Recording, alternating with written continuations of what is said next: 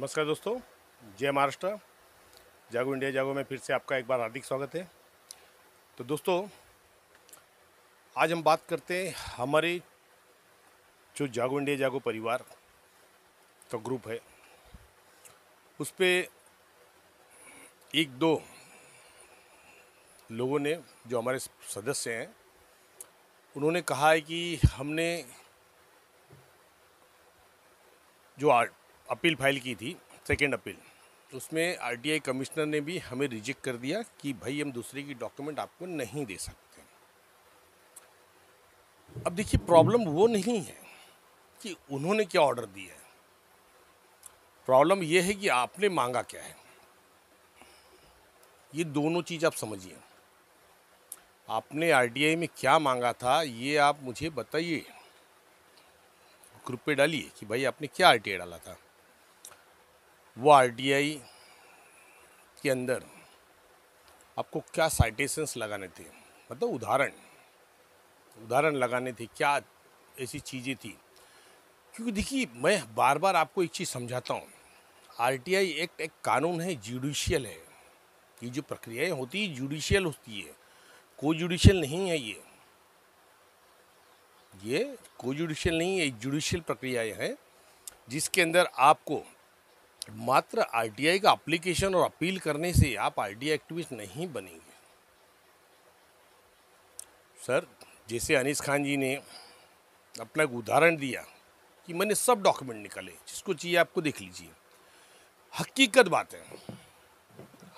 बात है कि डॉक्यूमेंट्स, एक व्यक्ति यदि किसी डिपार्टमेंट में अपना कोई डॉक्यूमेंट सबमिट करता है तो वो पब्लिक डॉक्यूमेंट हो जाते हैं, वो कॉन्फिडेंशियल नहीं होते। ठीक है, कॉन्फिडेंशियल की कैटेगरी में कुछ चीज़ें आती है, जैसे उनके अकाउंट के डिटेल्स हो गए, पेन कार्ड्स हो गए, आधार कार्ड हो गए। तो भाई पेन कार्ड, आधार कार्ड, ये तो कोई इसमें नहीं आते कि ये एविडेंस बन जाएंगे। इसी भी पहचान है। पेन कार्ड का इनके अकाउंट से और बैंक से लेना देना है। आधार कार्ड का भारतीय नागरिकता की सिटीजनशिप है। आधार कार्ड का मतलब ये नहीं है कि आधार कार्ड आपने लगा दिया तो आप वहाँ के मूल झोपड़ी धारक हो जाएंगे। ऐसी तो चीज़ें हैं ही नहीं, क्योंकि उसके लिए मैंने आपको बताया कि नेसेसरी डॉक्यूमेंट्स क्या है। तो आपको समझना पड़ेगा कि आरटीआई की जब अपील फाइल करते हैं, मेरी भी एक दोस्त है प्रवीण लाड, उनका रिप्लाई आया नहीं कि ठाकुर भाई अपील बनाओ। भाई साहब, अपील ऐसे नहीं होती है। ये मुझे बताइए, क्या सरकार ने जो 90 डेज क्यों दिया गया है आपको, ये 30 डेज क्यों दिया है आपको? क्योंकि जब आप अपील की प्रक्रिया चालू करें तो आप समझें कि आपको अपील में क्या कहना है, अधिकारी की गलती कहाँ है, कौन सा सेक्शन ऐसा है जिसका अधिकारी कंप्लायंस नहीं कर रहे हैं, वो चाहे कमीशन हो चाहे कोई भी हो। अब आपने क्या आर्ग्यूमेंट किया है, आपने वहाँ, वो आपको पता है। यदि आप उस चीज़ को, भाई देखिए, बहस दलीलें होती हैं, जब हम वहाँ बैठते हैं तो हियरिंग चलती है। उस हियरिंग्स में हमें सेटिस्फाइड करना है अपीलेट अथॉरिटी को या इंफॉर्मेशन कमिश्नर को कि भाई मैं जो चीज़ मांग रहा हूँ मुझे मिलनी चाहिए, मेरा अधिकार है, ये मेरा अधिकार है, और ये कानून के तहत, ये ऑर्डर के तहत ये चीज़ होनी चाहिए। तो ये जो चीज़ें हैं उसको सर्च की जाती है, ये सर्च की जाती है। आप डायरेक्ट आ गया, आपने अपील फाइल किया, वहाँ पे जाके आपने बोला मैंने ये मांगा था सर, ये मुझे नहीं दिए, इन्होंने ये जवाब दिया, वो बोले भाई बराबर जवाब दिया। तो ये चीज़ आपको समझनी पड़ेगी। अगर आप उस चीज़ को नहीं समझेंगे तो आप अपील फेस नहीं कर पाएंगे। अपील की जीरा, जैसे एक कोर्ट होता है, चाहे स्मॉल कोर्ट हो, सेशन कोर्ट हो, या हाई कोर्ट हो, या सुप्रीम कोर्ट हो, वहाँ जैसे दलीलें चलती है, एग्जाम्पल्स दिए जाते हैं, साइटेशंस लगाए जाते हैं, वो सब चीज़ें करनी पड़ती है। अभी हमारे एक सब्सक्राइबर ने पूछा, हमारे दर्शक ने पूछा कि सर ये अपील के साथ में हमें एप्लीकेशन की कॉपी, भाई साहब आपको वहाँ पे जो जन सूचना अधिकारी ने जो रिप्लाई दिया उसकी कॉपी, आरटीआई की एप्लीकेशंस की कॉपी अपील में लगाना है। और अपील में अगर आप नेट से ढूंढ सकते हैं या नहीं तो आरटीआई एक्ट में पढ़िए कि अधिकारी कहाँ गलत है। आपको उस सेक्शन के अंदर बाकायदा बताना है कि इस सेक्शन के अंदर यह अधिकारी यहाँ गलत कर रहा है, मानना पड़ेगा। आपने यूं ही बोल दिया कि भाई नहीं मुझे चाहिए, मुझे दे नहीं रहे, कोई नहीं मानेगा। ये कोर्ट में भी जाएंगे तो कोर्ट भी पूछेगा भैया क्यों चाहिए आप, क्यों चाहिए आपको, क्योंकि वो आपकी चीज नहीं है। अब कमीशन की गलती क्या है, कमीशन की गलती क्या है वही भी बताता हूँ। कमीशन ने जो भी ऑर्डर्स दिए मैंने देखे नहीं, मैंने ऑर्डर्स नहीं देखे, आपने सिर्फ बताया उन्होंने वही ऑर्डर दिया, मतलब आपको रिजेक्ट कर दिया। लेकिन कमीशन भी ऑर्डर्स नहीं दे सकते। थर्ड पार्टी इंफॉर्मेशन में भी सेक्शन 9 को इम्प्लीमेंट करना पड़ेगा, तो कंप्लायंस करना पड़ेगा। पृथक्करण, सेपरेशन। क्या आपने जो सूचना मांगा है कि टोटल की टोटल कॉन्फिडेंशियल है, ये एक प्रश्न, ये एक प्रश्न अगर आप कमीशन में रखते थे ना तो कमीशन आपको ऑर्डर्स देता था कि भाई नहीं, इन्होंने जो मांगा है उस डॉक्यूमेंट, जो भी डॉक्यूमेंट्स पब्लिक डॉक्यूमेंट है वो इनको प्रोवाइड किया जाए। अभी मैं आपको चीज़ बताता हूँ। हमारे एक सब्सक्राइबर है, आज उन्होंने फ़ोन किया था कि सर मुझे डिपार्टमेंट ने, राज्य जन सूचना अधिकारी ने, मुझे नाम ध्यान में नहीं आ रहा है, मुझे ख्याल से महेंद्र जी हैं, महेंद्र यादव जी हैं या कोई नहीं दूसरे हैं, उनका फ़ोन आया था कि सर मैंने आरटीआई डाला था, उन्होंने मुझे कॉन्फिडेंस में डाला था, मैंने अपील फाइल किया, अपील में अब वो मुझे ऑर्डर दिया कि भाई इनको डॉक्यूमेंट प्रोवाइड कीजिए। दूसरे का डॉक्यूमेंट था, दे रहे, देना पड़ता है। वहाँ पे आपको सेटिस्फाइड करना पड़ेगा कि भैया ये मैटर पब्लिक एट लार्ज है जिससे प्रशासन का नुकसान हो रहा है, तब वहाँ कॉन्फिडेंशियल की कैटेगरी खत्म हो जाती ना। कॉन्फिडेंशियल कैटेगरी मैंने क्या कहा, जहाँ पे प्रशासन का नुकसान हो, जो पब्लिक एट लार्ज हो, जहाँ पे ये डॉक्यूमेंट्स के आने से प्रशासन का फायदा हो, पब्लिक का फायदा हो, वो कॉन्फिडेंशियल की कैटेगरी नहीं आती है।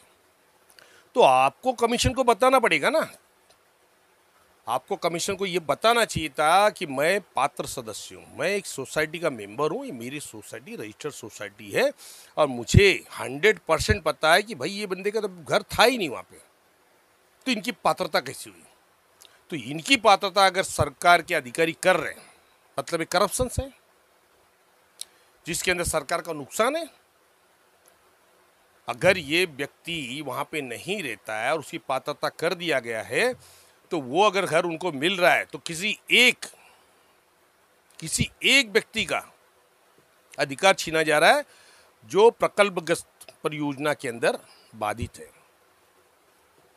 जो पीएपी में बाधित है, उस एक व्यक्ति का अधिकार छीना जा रहा है, सरकार की प्रॉपर्टी छीनी जा रही है। यहाँ पे करप्शन से, करप्शन से आ गए तो कॉन्फिडेंशियल खत्म, बराबर। अब इंडियन एविडेंस एक्ट ले लीजिए, सेक्शन 64B, कलम 64 सेक्शन 64B क्या कहता है कि भाई जो भी डॉक्यूमेंट डिपार्टमेंट में जमा हो गए वो पब्लिक डॉक्यूमेंट है, उसको आप एविडेंस के तौर पे देना है। यह हवाला देना पड़ता है ना। मैं अभी भी आपको इसीलिए बोलता हूँ, आप लोग मेरे आरटीआई की जो भी क्लासेस में चलाता हूँ, आप मेरे अच्छे विद्यार्थी हो लेकिन आप ध्यान नहीं दे रहे हो। कल भी मैं वही बोला था ना, कितने लोग वीडियो देखते हैं, आज कुछ लोगों की आंखें खुली। मैं आपको ये नहीं कहूँगा मेरी वीडियोस देखिए, जरूर देखिए। अगर आपको इस चीज़ के अंदर कोई भी जानकारी मिलती है, आप जागरूक होते तो आप देखिए, पूरा देखिए, और मैं तो रिक्वेस्ट करूंगा कि एड्स भी देखिए, वीडियो के एड्स भी देखिए। जो एडवर्टाइजिंग आती है ना 1 मिनट की 2 मिनट की, मत काटिए, उसको चलने दीजिए। उससे फर्क क्या पड़ता आपको नहीं पता है, उससे फर्क क्या पड़ता आपको नहीं पता। आप सोचेंगे ठाकुर जी इसलिए बोल रहे हैं कि ऐड का पैसा मुझे मिलेगा। सर मुझे 1 पैसे 2 पैसे मिलेंगे। कितना मिलेगा? एक, जब आप ऐड देखेंगे तो मुझे 1 पैसे 2 पैसे मिलेंगे, लेकिन आपका उसमें फायदा क्या आपको पता है? नहीं पता है। तो आप सुनिए, मैं कोई भी जागरूकता वाला चैनल देखता हूँ, कोई भी, मैं एड्स कभी नहीं कट करता हूँ। जब तक वो एड्स आते हैं मैं अपने माइंड को रिमाइंड करता हूँ बैक। उस एड्स के पहले जो चीज़ है उसको मैं स्मरण करता हूँ, ये क्या बोला इन्होंने, क्या चीज़ें हैं। कुछ चीज़ें दिमाग से परे होती है, तो मैं वहाँ पे पेन और कागज़ लेके बैठता हूँ, उस चीज़ को लिख लेता हूँ, उस चीज़ को मैं लिख लेता हूँ। ज्ञान ऐसे ही नहीं आता सर, ज्ञान ऐसे ही नहीं आता है। ज्ञान हकीकत में अगर ज्ञान कोई दिमाग में डालता है तो वो पहले हमारे टीचर्स हैं जो हमारे फर्स्ट क्लास सेकंड क्लास में हमें पढ़ाते थे, वो ज्ञान। अब तो नर्सरी वगैरह सीनियर केजी हो गई, तो मैं वही समझ लिया, उसी कैटेगरी में पकड़िए, क्योंकि ज्ञान वहीं से शुरुआत होती है। मैं आपको सिर्फ इतना बता देता हूँ, एक माँ एक पिताजी ये बच्चे को माँ पापा ये कहना सिखाते हैं, क्योंकि माँ शब्द तो ऐसा है कि बच्चा सबसे पहला जो उच्चारण करता है वो माँ का ही करता है, ये तो सबको पता है, ये कुदरती है, क्योंकि सबसे पहले माँ को ही पहचानता है और उसके मुंह से माँ को समझाना भी नहीं पड़ता है कि मैं माँ हूँ, वो माँ शब्द पहले निकलता है। ये पहली गुरु हो गई इनकी। लेकिन इनके एक्चुअल गुरु कौन है? जो फर्स्ट क्लास में इनके दिमाग में डाला जाता है, ABCD क ख ग घ अंग, ये दिमाग में बैठाया जाता है। सोचिए कितना कितना उनके पास पावरफुल दिमाग होगा कि उस नादान बच्चे की, मतलब हम भी थे उसी में, वो भी रहे होंगे, क्योंकि वो भी तो कभी ना कभी बच्चे लोग, लेकिन वो उस गुरु की तारीफ होनी चाहिए, हर उस गुरु की तारीफ होनी चाहिए जिसने हमें वर्ड को पहचानना सिखाया, अक्षर को पहचानना सिखाया कि ए का मतलब क्या होता है, बी का मतलब क्या होता है। तो ये जब अभ्यास करेंगे, स्टडी करेंगे तो दिमाग में जाता है ना। तो उसी तरह हमारे एक जागरूकता चैनल भी है। आपने देख लिया, हाँ अरे जब ठाकुर जी पका रहे भगा दीजिए, हाँ भगा रहे, हाँ एकदम लास्ट देख लो, ओके चलो, नीचे हाथ जोड़ के डाल दिए, सर बहुत अच्छी वीडियो, ठाकुर जी खुश हो गए ना। मेरे खुश होने या ना होने से मुझे क्या फर्क पड़ता है बताइए? मुझे कुछ फर्क पड़ेगा नहीं सर। देखिए जागरूकता अगर रहेगी ना, हर कामयाबी आपके कदम चूमेगी। इस चीज़ को याद रखिए आप। मैंने अभी आपको बीच में बताया था ना, मेरे सोसाइटी का मंदिर का मैटर था, मैंने लेटर डाला था। कितने दिन हुए सर? कितने दिन हुए? मुश्किल से 1 हफ्ता हुआ होगा, 7-8 दिन हुए ना, उससे ज़्यादा तो नहीं होंगे। आप लोगों को याद होगी, नहीं तो मेरी वीडियोस देख लीजिए कितने दिन पहले मैंने डाला हूँ। जो सांदर पुलिस स्टेशन के बारे में मैंने बताया था कि उन्होंने कंप्लेंट नहीं रिसीव किया, उसकी मैंने RTA भी डाला हूँ। आज बताइए, 1 हफ्ता नहीं हुआ, बिल्डर को नोटिस निकल गई, बिल्डर को नोटिस निकल गई। कारण एक्टिविज्म, कारण जागरूकता।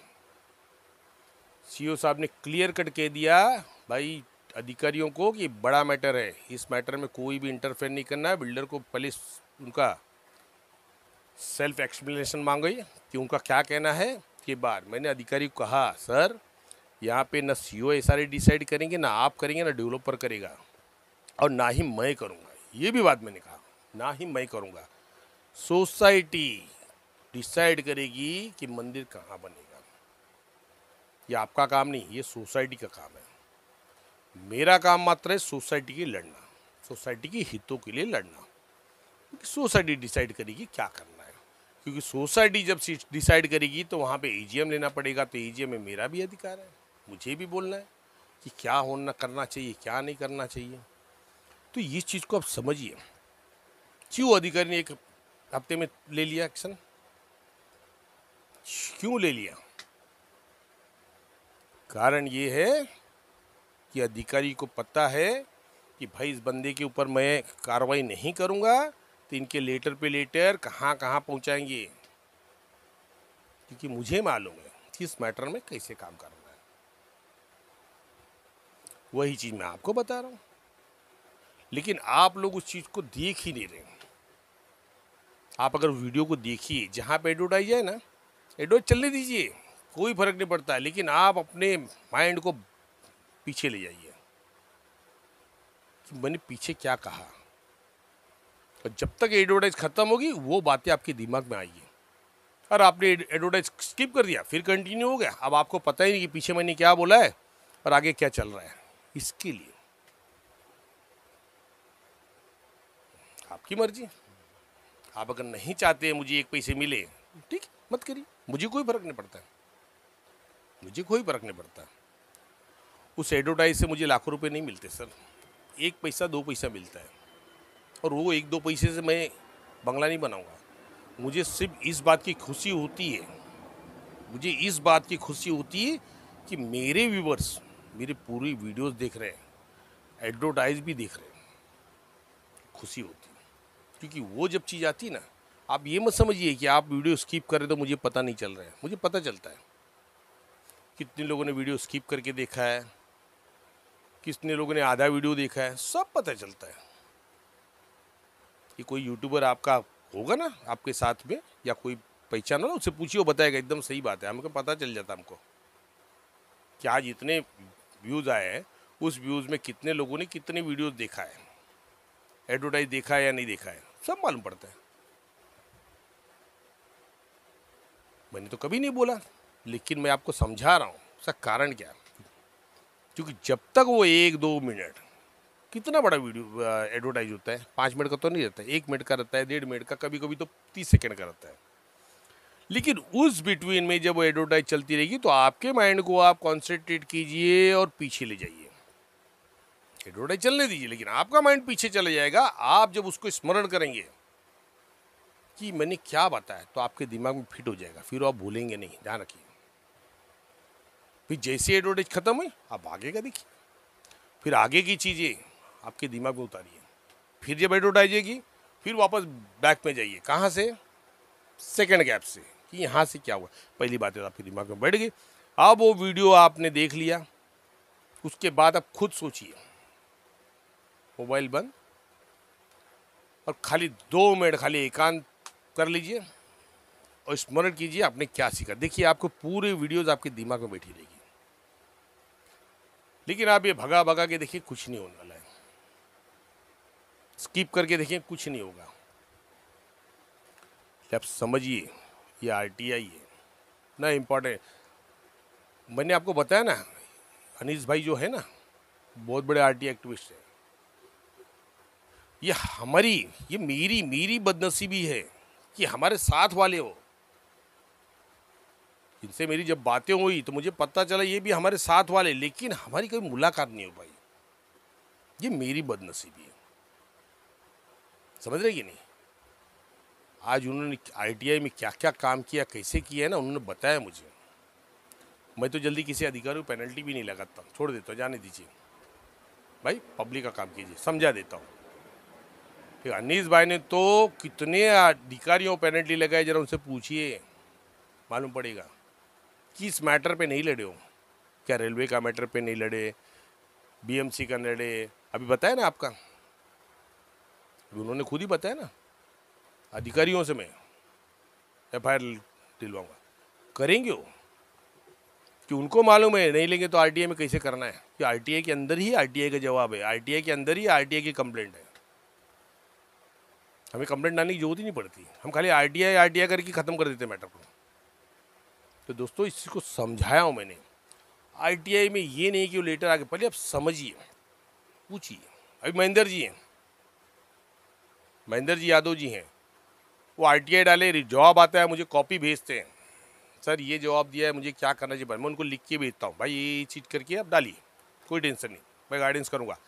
आज भी मुझे बोले, और ये जो मेरे दूसरे सरकार में जिन्होंने मैं बताया, जिनको ऑर्डर हो गया, उन्होंने बोला कि सर आपके वजह से आज मालूम पड़ा कि भाई आरटीआई इतनी बड़ी चीज़ है। मेरे व्हाट्सएप पे कमेंट्स है, लेकिन मैं निवेदन करूँगा उनसे कि जो कमेंट्स मेरे व्हाट्सएप पे पर्सनल पे भेजा है ना सर, वो आप ग्रुप पे भी डालिए। इसलिए मत डालिए कि मेरी बड़ाई हो, इसलिए डालिए कि लोगों को तक पहुँचे कि नहीं। और सबसे बड़ी बात बताऊँ क्या, महेंद्र जी से तो मैं मिला हूँ, लेकिन वो जो मेरे दर्शक हैं उनसे मेरी मुलाकात भी नहीं हुई है, मुलाकात भी नहीं हुई। चाहिए तो उनको पूछ लीजिएगा ग्रुप पे। इसलिए मैं बोल रहा हूँ कि जब वो डालेंगे तो आपको विश्वास होगा कि नहीं। देखिए आपको एक चीज़ बताऊँ, बच्चा भी जब चलना सीखता ना, माँ बाप की उंगली पकड़ के सीखता है, लेकिन थोड़ा सा अगर बैलेंस हो गया ना, उंगली छोड़ देता हूँ, उंगली छोड़ देता है। क्यों छोड़ता है बताइए, क्यों छोड़ता है, कारण बताइए। इसलिए कि उसे गिरना है? नहीं, क्योंकि वो नन्हे से बालक के अंदर भी एक दिमाग है, वो बराबर बोल भी नहीं सकता है, लेकिन उसके दिमाग में एक चीज़ आ जाती है कि मैं उंगली पकड़ के कब तक चलूँगा।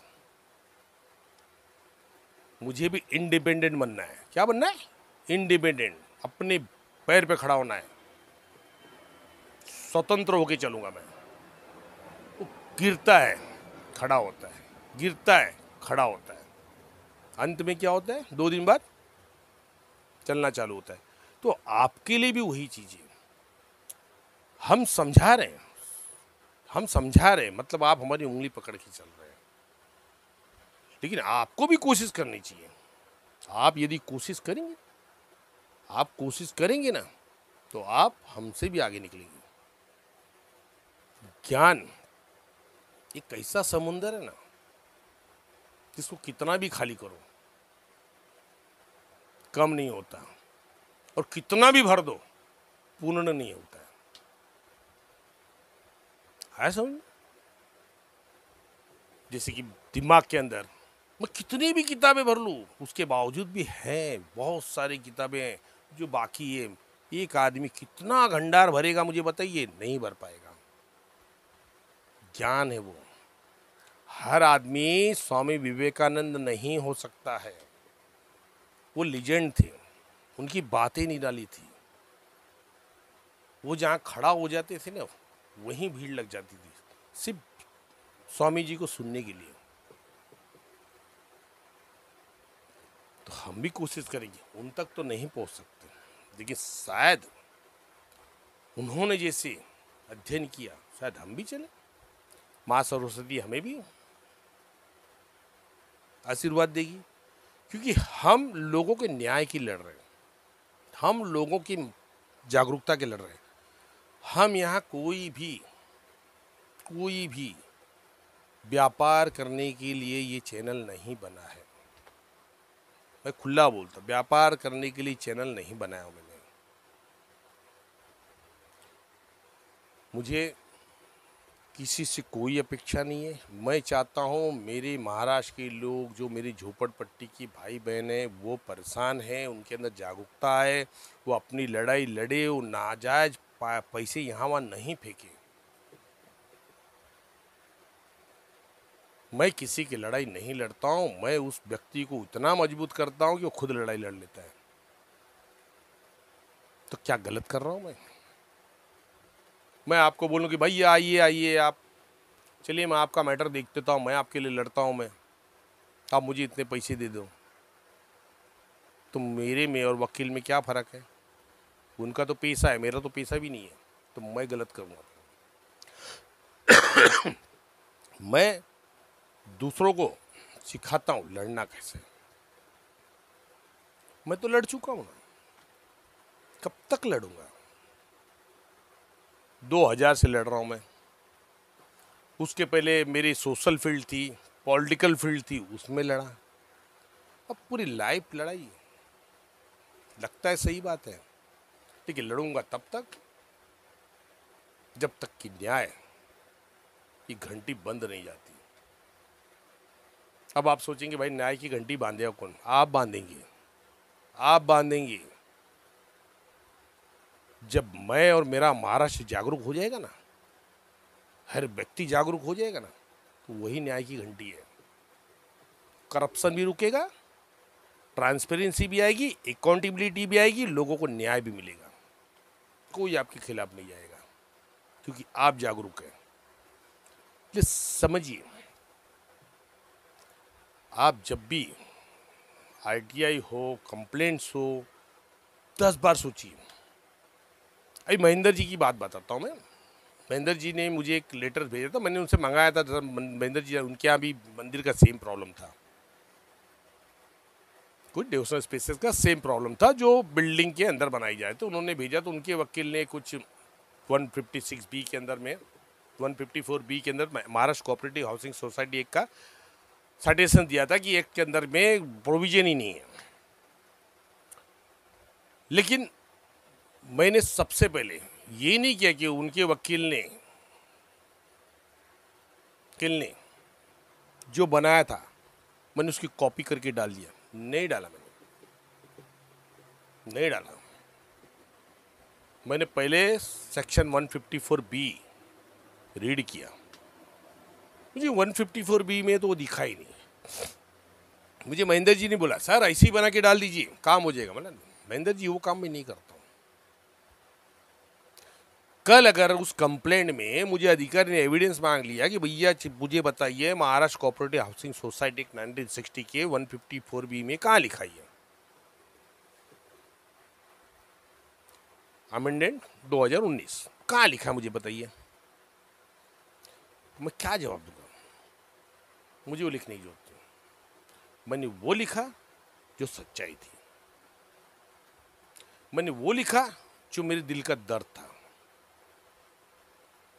हुआ काम, आगे नोटिस क्लियरिफिकेशन क्या है, उसके आगे मैं जाने ही नहीं दूंगा। मैं क्लियर करो। जब तक सोसाइटी की मीटिंग नहीं होती है तब तक कोई भी उसने स्पेसिस हो, सोसाइटी डिसाइड करती है। ना बिल्डर करेगा, ना सीओ एसआरए करेगा, ना मैं करूंगा या आप करोगे, सोसाइटी करेगी। एक मत में आके जहां बहुमत होगा वही होगा। अब सोसाइटी डिसाइड करे ना कि भाई उनका हित किस में है। आप जानते हैं, आप सोसाइटी को मार्गदर्शन कीजिए, क्योंकि आपको तो मौका मिलेगा, आप पात्र सदस्य तो आपको तो मीटिंग बुलाएंगे, तो आप समझा सकते हैं कि भाई इससे क्या नुकसान है और क्या फायदे हैं, क्या गलत है, क्या धर्म है और कहाँ अधर्म है, तो समझा सकते हैं। तो ये चीज को समझना होगा। किसी की कॉपी करके मैं कंप्लेंट कर दूं, ये मुझे पसंद नहीं। ठीक है, मैं पढ़ता हूँ, हाँ एक बार कोर्ट वगैरह का रहेगा कि भाई चलिए कोर्ट ने ऑर्डर दिया तो मैं श्योर हूँ। फिर मैं क्या करता हूँ, उस कोर्ट की कॉपी निकलवाता हूँ कि सही में इस कोर्ट की कॉपी है, ऑर्डर्स है। तो वो अगर निकला तो फिर उसको साइटेशन लगाता हूँ कि फलाना कोर्ट ने ऑर्डर दिया था। खाली वकील के लेटर हेड पे मारने से मैं उसकी कॉपी नहीं करूँगा। मैंने महेंद्र जी आपको भी मना किया, उस दिन बोला ना मैं नहीं कर सकता, आपके वकील ने किया होगा। अब किस बेस पे किया मुझे नहीं मालूम, क्योंकि मैं आपको समझाता हूँ महेंद्र जी, एमआरटी और डीसीआर के हिसाब से जो भी डिवोशनल स्पेसेस होते हैं ये बिल्डिंग को टच भी नहीं होते। बिल्डिंग से और इनके बीच में 3 मीटर का गैप होना चाहिए। कितना होना चाहिए? 3 मीटर का गैप होना चाहिए, तो ही परमिशेबल है, अदरवाइज परमिशेबल नहीं है। ये बाउंड्री दीवार की जो बिल्डिंग की दीवार से चिटका के भी नहीं बना सकते। एमआरटी भी लग जाएगी 53(1) में। वो कानून मैं जानता हूँ ना, मैंने उसी का सहारा लिया। बिल्डिंग के अंदर तो बनाने का मतलब ही नहीं होता है, जब आप दीवार सटा के नहीं बनाते बिल्डिंग के अंदर कैसे बनाएंगे? तो बहुत सारी चीज़ें हैं, समझनी है, पढ़नी है। मेरे पास की जितना ज्ञान है मैं दे रहा हूँ, छोटा सा ज्ञान है, ज़्यादा बड़ा भी नहीं है। हमारे यहाँ पे इस सारे के ऊपर और भी बहुत से महानुभाव जो हमारे मुंबई में, महाराष्ट्र के अंदर लोगों को जागरूक कर रहे हैं, उनसे कद में छोटा ही हूँ मैं। उम्र में भले बड़े हों, कद में छोटा हूँ, उनकी जितनी जानकारी मुझे नहीं है, लेकिन जितनी जानकारी है मैं आपके शेयर कर रहा हूँ। जितनी जानकारियाँ हैं मैं शेयर कर रहा हूँ, क्योंकि मेरी जो जानकारी है, मैं जो कहता हूँ, वो मेरा किया हुआ कर्म है, जो मैं 2000 से करते आया हूँ कि क्या कैसे करने पे मुझे सफलता मिली या मिलेगी या मिलने वाली है। तो ये चीज़, नर्वस नहीं, नर्वस कभी मत होइएगा। इसीलिए कहता हूँ, थोड़ा सा मैं बार बार आपको मैंने कॉन्फिडेंशियल के ऊपर कम से कम 10 बार बताया। कॉन्फिडेंशियल में जब भी आप आरटीआई डालो, अपील में पूछो कि भैया आपने रिप्लाई तो मुझे 30 दिन में, आपको 40 दिन, तो आपने थर्ड पर्सन को लेटर दिया या नहीं दिया, उनकी सहमति आपने, वो तुम आपका काम, मेरा काम नहीं है। अगर पीआईओ ने वहाँ पे सहमति नहीं लिया है तो उनको देना ही पड़ेगा, देना ही पड़ेगा। उसके बाद सेक्शन 9 पृथक्करण आता है, सेपरेशन, कि भैया क्या पूरे डॉक्यूमेंट कॉन्फिडेंशियल है, क्या ये पूरी फाइल विधानसभा वगैरह में नहीं जाएगी?